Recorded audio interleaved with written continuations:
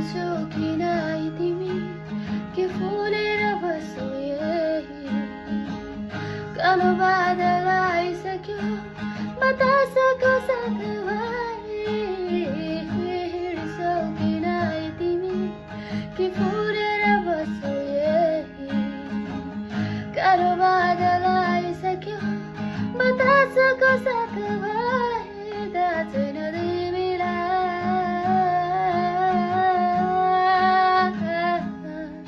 म पकाउँछु भनेर होला कि गाला पुक्का